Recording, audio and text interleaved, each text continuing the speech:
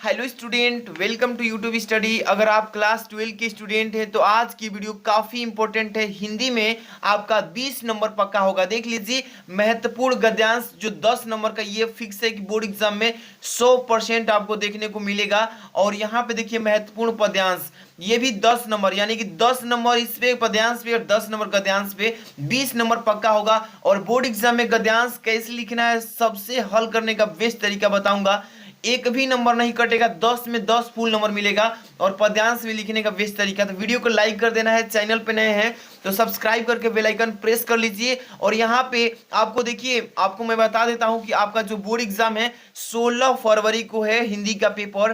तो मात्र आपके पास समझ लीजिए कि 7-8 दिन बचा है। इसी में आपको बेस्ट तैयारी कर लेना है। एक एक वीडियो आपको यहाँ पे हिंदी, इंग्लिश, फिजिक्स की मिलेगी डेली। तो आप अच्छे से तैयारी करते रहिए। चैनल को बस सब्सक्राइब करके बेल आइकन हिट रखिए डेली देखने के लिए। सबसे पहले नंबर आपको एक महत्वपूर्ण गद्यांश बताता हूं जो बोर्ड एग्जाम में 100% श्योरिटी के साथ देखने को मिलेगा। तो देख सकते हैं फर्स्ट नंबर जो इसमें गद्यांश है, लिखा है कि रविंद्रनाथ ने इस भारतीय को महामना समुद्र कहा है। विचित्र देश है वह, असुर आए, आर्य आए, हूण आए, नाग आए, यक्ष आए, गंधर्व आए, न जाने कितनी मानव जातियां यहाँ आई। ठीक है ना। और आज के भारतवर्ष को बनाने में अपना हाथ लगा गई।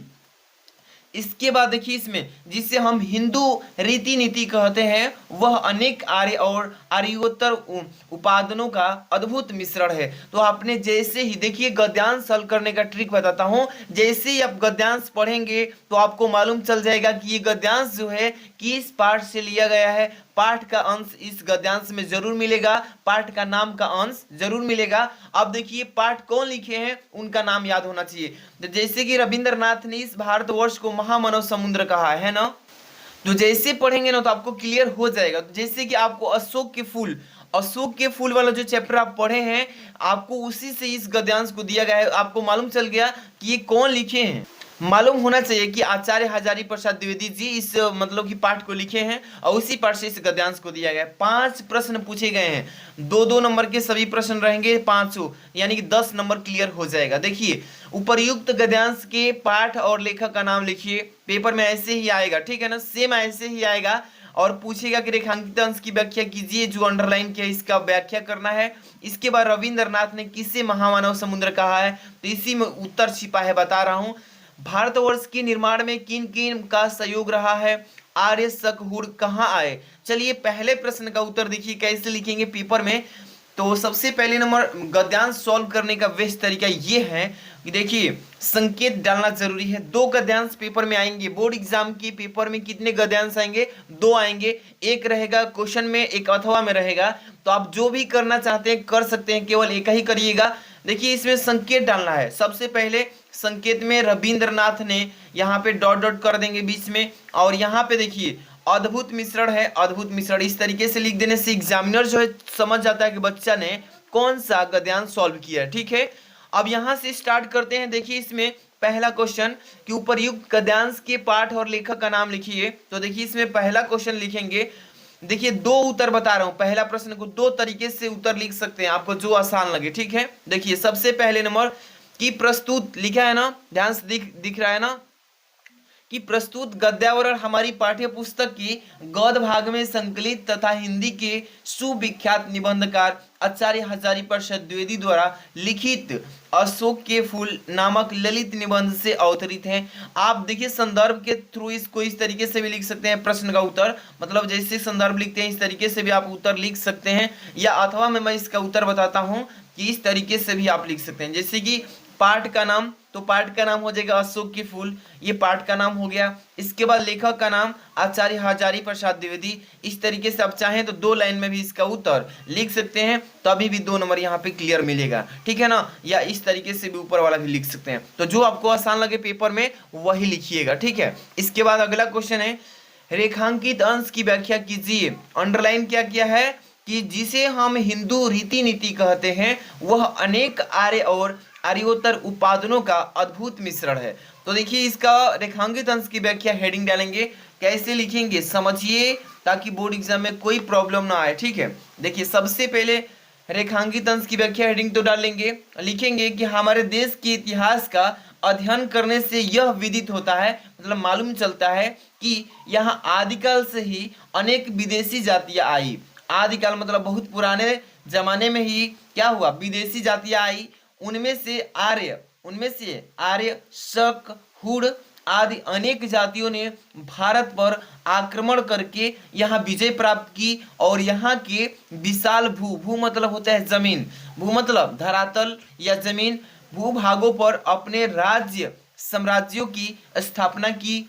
इनमें से देखिए, अनेक यहीं के होकर रह गए, मतलब जो लोग आए थे उनमें से कुछ लोग यहाँ भारत देश में ही रह गए और वैवाहिक संबंधों के द्वारा यहाँ की उस हिंदू संस्कृति में जो कुछ भी, देखिए हिंदू संस्कृति में जो भारत देश में हिंदुत्व है उस संस्कृति में क्या किए, जो कुछ भी श्रेष्ठता था, मतलब कि जो कुछ भी बड़ा था, श्रेष्ठ था, जो उस ग्रहण कर ले, उसको क्या किया, अपना लिया, ग्रहण कर लिया।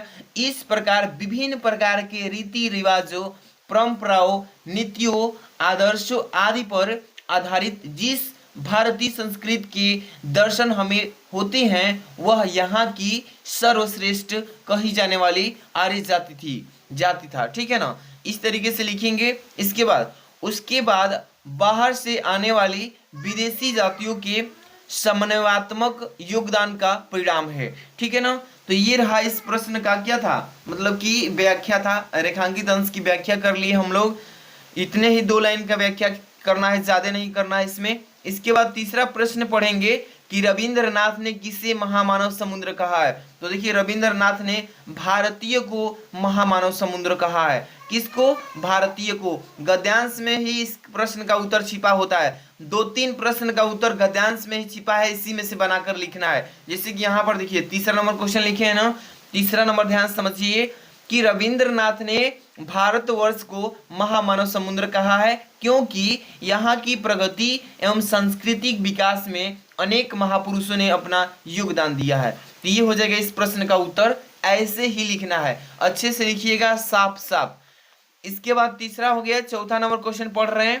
कह रहा है कि भारतवर्ष के निर्माण में किन किन का सहयोग रहा है, मतलब किन किन का सहयोग रहा है भारत का निर्माण करने में, भारत को आगे बढ़ाने में। तो देखिए यहाँ पे चौथा नंबर प्रश्न पढ़ेंगे कि भारतवर्ष के निर्माण में न केवल आर्यों मतलब जो पुराने लोग के थे, वरन आर्यों के उपरांत मतलब आने वाले सबसे, आर्यों से भी पहले उपरांत आने वाले शक, हुड़ तथा नाग, यक्ष एवं गर्णध्व आसुर आए, मतलब जितने भी थे वो सभी उन्हीं आदि अनेक विदेशी जातियों का सहयोग रहा है हमारे भारत देश का निर्माण करने में। ठीक है, इसके बाद है नेक्स्ट क्वेश्चन जो कि लास्ट क्वेश्चन है, ये 5 नंबर।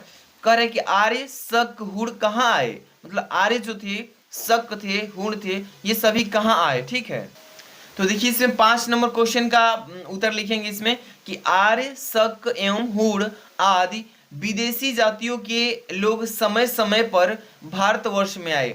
देखिए समझिए, इस प्रश्न में उत्तर छिपा था कि आर्य, शक एवं हुड़ आदि ये सभी विदेशी जातियों के लोग, मतलब लोग थे जो समय समय पर भारतवर्ष में आए थे। तो ये रहा आपका महत्वपूर्ण गद्यांश। इसको 10 नंबर तैयारी कर लीजिए। इस गद्यांश को 2-3 बार देखिए, अच्छे से रिवीजन कीजिए। ये 100% पूछेगा पेपर में, तो आप आसानी से आप समझ करके बना लीजिएगा। इसके बाद है नेक्स्ट क्वेश्चन आपका मोस्ट इंपॉर्टेंट पद्यांश। तो ये पद्यांश का क्वेश्चन अच्छे से पढ़ लीजिएगा। अब देखिए आ चुका है 10 नंबर वाला पद्यांश। ये भी बोर्ड एग्जाम में कितने नंबर का आएगा, 10 नंबर का आएगा। समझ में आ रहा है ना।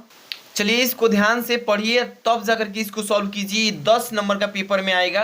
क्या लिखा है कि मेरे प्यारे नौ जलद से कंज से नेत्र वाले, जाके आए न मधुबन से औन भेजा संदेशा, मैं रो रो के प्रिय विरह से बावली हो रही हूँ, जाके मेरी सब दुख कथा श्याम को तू सुना दे। तो ये जो है पद्यांश 4 लाइन का है। इसको जैसे ही आपने पढ़ा है आपको मालूम चल गया कि पवन द्वितीया वाला चैप्टर से मतलब कि पार्ट से इसको दिया गया है। और इसके राइटर कौन से हैं, तो अयोध्या सिंह उपाध्याय हरिऔध जी हैं।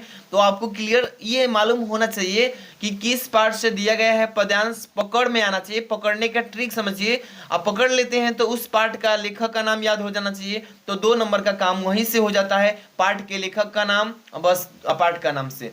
तो मेरे प्यारे नौजलद से कंज से नेत्र वाले, जाके आए न मधुबन से और न भेजा संदेशा, मैं रो रो के प्रिय विरह से बावली हो रही हूँ, जाके मेरी सब दुख कथा श्याम को तू सुना दे। तो ये प्रश्न, अब इसमें 5 क्वेश्चन पूछे गए हैं, अच्छे से तैयार कीजिए। पहला क्वेश्चन कि उपर्युक्त पद्यांश के शीर्षक और कवि का नाम बताइए। देखिए मैंने कहा था ना। इसके बाद दूसरा में रेखांकित अंश की व्याख्या कीजिए। इसमें रेखांकित अंश की व्याख्या करना है, देखिए अंडरलाइन नहीं किया है, अभी कर देता हूं। इसके बाद राधा जिसके द्वारा कृष्ण को संदेश भिजवाती है वो बताइए किसके द्वारा। कृष्ण का सौंदर्य कैसा है उसके उल्लेख कीजिए और राधा की मनोदशा का वर्णन कीजिए। तो पहले नंबर इसका हम लिखेंगे पद्यांश का शीर्षक का नाम, कवि का नाम। ठीक है, चलिए सबसे पहले जैसे गद्यांश को सॉल्व किए थे ना आप, वैसे ही इसको भी सॉल्व करना है। देखिए ध्यान से देखिएगा। सबसे पहले नंबर पद्यांश लिखने का अच्छा तरीका क्या है समझिएगा। संकेत मैंने समझा दिया है ना, वैसे ही संकेत भी लिखिएगा कि मेरे प्यारे नौजलद डॉट डॉट करके श्याम को तू ना सुना दे, ये दिख रहा है ना, इसी में से आपको संकेत लिख लीजिएगा। इसके बाद पहला क्वेश्चन पूछा है कि इसका उपयुक्त शीर्षक का एवं कवि का नाम लिखिए। तो इसमें 2 तरीका तो बताया था, लेकिन मैं यहाँ पे संदर्भ के माध्यम से समझा देता हूँ, या दोनों तरीका बताऊंगा। ठीक है, पहले नंबर संदर्भ भी लिख सकते हैं कि प्रस्तुत पद महाकवि अयोध्या सिंह उपाध्याय द्वारा हरिऔध द्वारा रचित प्रिय प्रवास से हमारी पाठ्य पुस्तक के पद भाग में संकलित पवन दूतिका शीर्षक काव्यांश से उद्धृत है। तो ये इस तरीके से भी आप चाहें तो उत्तर लिख सकते हैं इसका संदर्भ के माध्यम में दर्शा करके कि प्रस्तुत पद महाकवि अयोध्या सिंह उपाध्याय हरिऔध द्वारा रचित प्रिय प्रवास से हमारी पाठ्य पुस्तक के पद भाग में संकलित पवन दूतिका शीर्षक काव्यांश से उद्धृत है। या इसको जैसे प्रश्न पूछे वैसे ही जवाब दीजिएगा। इसमें कि पद्यांश के शीर्षक का नाम बताइए और पद्यांश के कवि कौन है इसके नाम बताइए, तो आपको मालूम चल गया। तो पद्यांश का शीर्षक लिख देंगे, कौन शीर्षक है इसके, तो पवन दूतिका शीर्षक हो जाएगा यानी पाठ का नाम। लेखक लिखेंगे इसके तो उपाध्याय सिंह अयोध्या सिंह उपाध्याय हरिऔध जी हो जाएंगे। बस 2 नंबर क्लियर हो गया। इसके बाद अगला क्वेश्चन देखिए। अगला क्वेश्चन कह रहा है कि रेखांकित अंश की व्याख्या कीजिए, यानी कि जो अंडरलाइन किया हुआ उसका रेखांकित अंश कीजिए।